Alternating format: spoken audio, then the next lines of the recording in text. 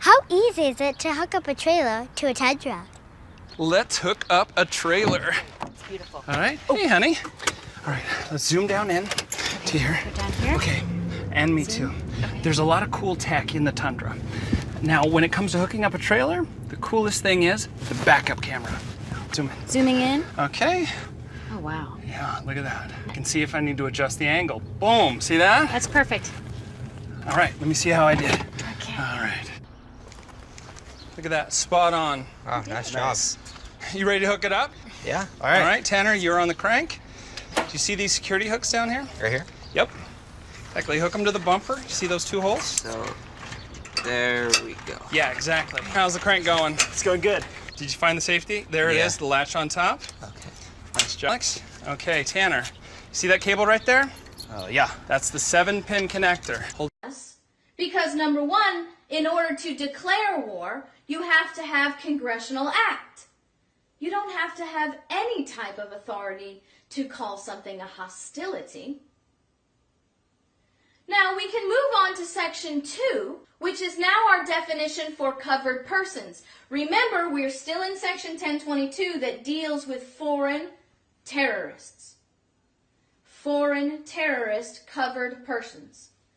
The requirement in paragraph 1 shall apply to any person whose detention is authorized under section 1021, who is determined to be of or part of Al-Qaeda or an associated force that acts in coordination with or pursuant to the direction of Al-Qaeda, and to have participated in the course of planning or carrying out an attack or an attempted attack against the United States or its coalition partners. We're pretty clear then that these are foreign Al-Qaeda terrorists. But what about that limitation mentioned that section 4, except in section 4, the previous paragraph said? Well, let's read section 4. Section 4 says, a waiver for national security. The President may waive the requirement of paragraph 1, which refers to paragraph 2. So when you're interpreting a statute, when a paragraph refers to another one, they pull them all into the same enforcement.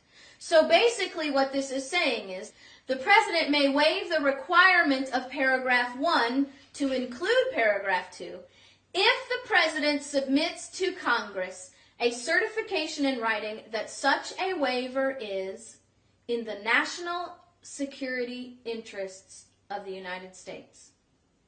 What that paragraph does is gives the President of the United States the ability to waive and alter the definition of a covered person without any limitation whatsoever if he deems it to be in the national security interests of the United States.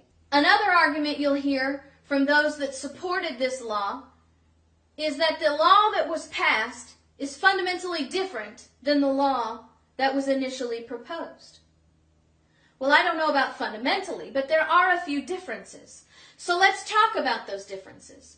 And one of those differences actually falls into section 4, the waiver for national security.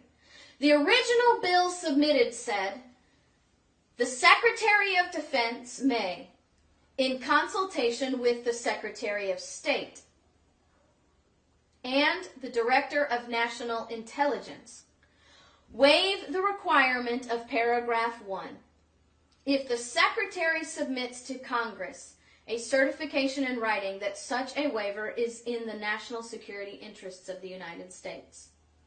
A waiver in the original bill submitted had to be given in consultation of 3 people.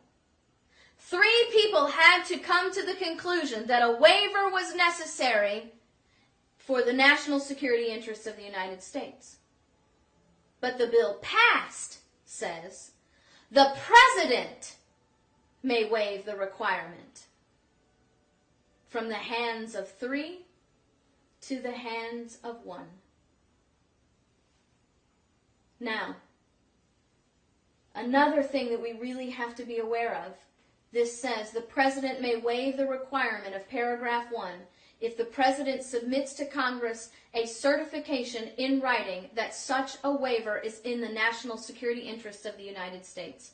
Nothing in paragraph 4 requires a vote of Congress, requires an approval of Congress, requires any type of congressional oversight whatsoever.